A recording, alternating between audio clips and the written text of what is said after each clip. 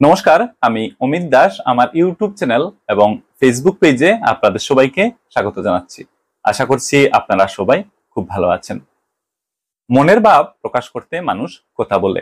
কোনো বিষয়ের পক্ষে বা বিপক্ষে নিজের বক্তব্য উপস্থাপনের জন্য মানুষ সাধারণত কথার উপর নির্ভরশীল। কিন্তু প্রায়ই দেখা যায় বলার ভঙ্গি, উপস্থাপনের দুর্বলতা, কর্কশ্বর ইত্যাদির কারণে আমাদের কথা অন্যের কাছে পৌঁছায় না বা কাঙ্ক্ষিত প্রতিক্রিয়া সৃষ্টি করতে পারে না। কথা বলা আসলে একটা আর্ট। তবে কথা বলাকে শিল্প করে তুলতে হলে কিছু বিষয় নিয়ম মেনে চলতে হবে, আর তখনই আপনার কথা হয়ে উঠবে শিল্পের সমান।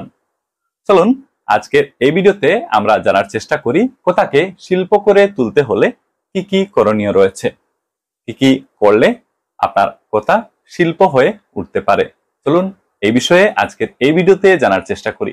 চলুন আমরা আজকের ভিডিওটি আরম্ভ করি। তো দর্শকগণ, কথাকে শিল্প করে তুলতে হলে কথা কম বলতে হবে, তাহলে সবাই আপনার কথার অপেক্ষায় থাকবে। কথা কম বলতে হবে, প্রয়োজনীয় কথা বলতে হবে, অর্থপূর্ণ কথা বলতে হবে। কেউ কোনো পরামর্শ না চাইলে গায়ে পড়ে তাকে মুটেও পরামর্শ দিতে যাবেন না, এই জিনিসটি খেয়াল রাখবেন। সংক্ষেপে কথা বলার অভ্যাস করতে হবে, অর্থাৎ দীর্ঘ বাক্যের প্রয়োগ করা যাবে না। কম শব্দের অর্থপূর্ণ কথা বলতে হবে। কর্কশভাবে কোনো কথা বলবেন না। কথা বলার ধরন হতে হবে মিষ্ট। মিতভাষী লোকের কথা সবাই পছন্দ করে। যে যতটা শুনতে চায় তাকে ততটাই শোনাবেন, বাড়তি কোনো কথা বলতে যাবেন না। একই কথা বারবার বলতে যাবেন না, এতে শ্রোতার মনোযোগ নষ্ট হয়, শ্রোতা বিরক্ত হয়। তো একই কথা মুটেও বারবার বলবেন না, এই জিনিসটি খেয়াল রাখতে হবে। কথা অবশ্যই হতে হবে যুক্তিপূর্ণ। অযৌক্তিক কথা মানুষ শুনতে চায় না, তো সবসময় যুক্তিপূর্ণ কথা অবশ্যই বলবেন। দ্রুত কথা বলবেন না, ধীরে ধীরে বুঝিয়ে কথা বলতে হবে, যেন সবাই আপনার কথা বুঝতে পারে। কথা বলার সময় কঠিন শব্দের প্রয়োগ না করাই ভালো। আপনার কথা যেন সবার বোধগম্য হয়, অর্থাৎ সবাই যেন বুঝতে পারে, যেন সবার বোধগম্য হয়, সেটা অবশ্যই খেয়াল রাখতে হবে।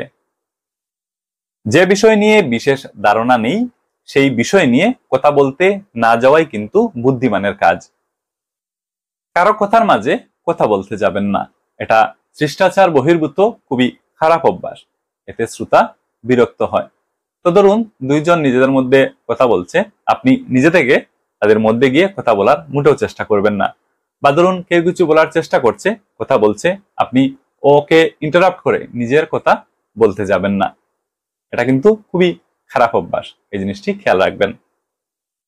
আচ্ছা, আরো একটি জিনিস খেয়াল করতে হবে, কিছু ভুল বলে থাকলে সঙ্গে সঙ্গে দুঃখিত বলে ক্ষমা চেয়ে নিতে হবে। ভুল স্বীকারে কিন্তু কোনো লজ্জা নেই। ভুলকে সত্য বলে প্রতিষ্ঠিত করতে চাইলে পরবর্তীতে লজ্জা পেতে হয়, কারণ সত্য প্রতিষ্ঠিত হবেই। তো এই জিনিসটি খেয়াল রাখবেন।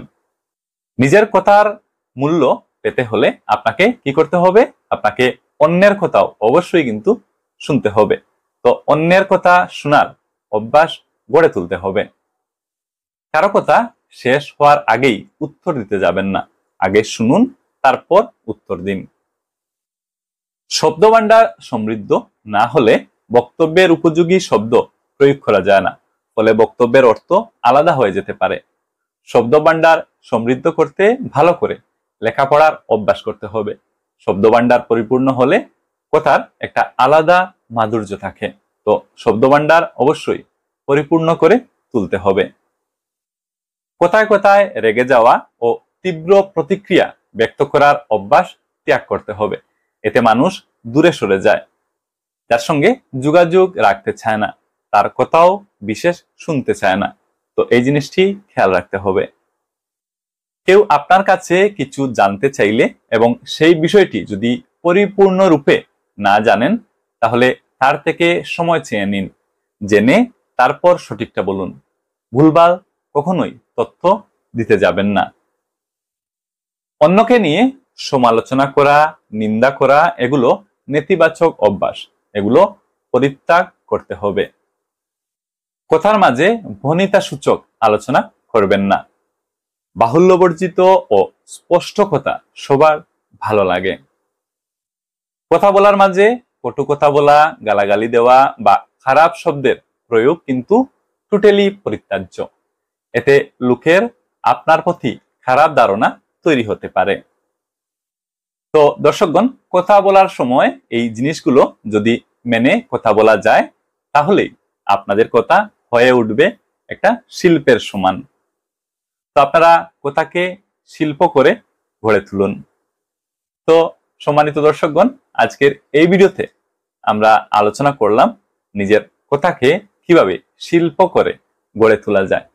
আশা করছি আপনারা পরবর্তীতে যখন কথা বলতে যাবেন, তো আজকের এই ভিডিওতে আলোচনা করা বিষয়গুলো মেনে তবেই কথা বলবেন। তখনই আপনাদের কথা হয়ে উঠবে শিল্পের সমান। তো আজকের এই ভিডিওতে অনেকগুলো গুরুত্বপূর্ণ বিষয় নিয়ে আমরা আলোচনা করলাম।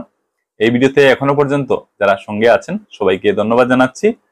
তো এই ভিডিওটি আমরা এখনই শেষ করে নেব। ভিডিওটি অনেকটা লম্বা হয়ে গেছে।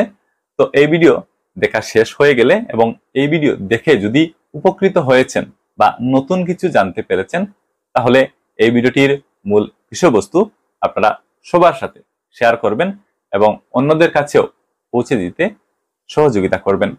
তো আপনারা সবাই ভালো থাকুন, সুস্থ থাকুন। কথা হবে পরের ভিডিওতে। ধন্যবাদ।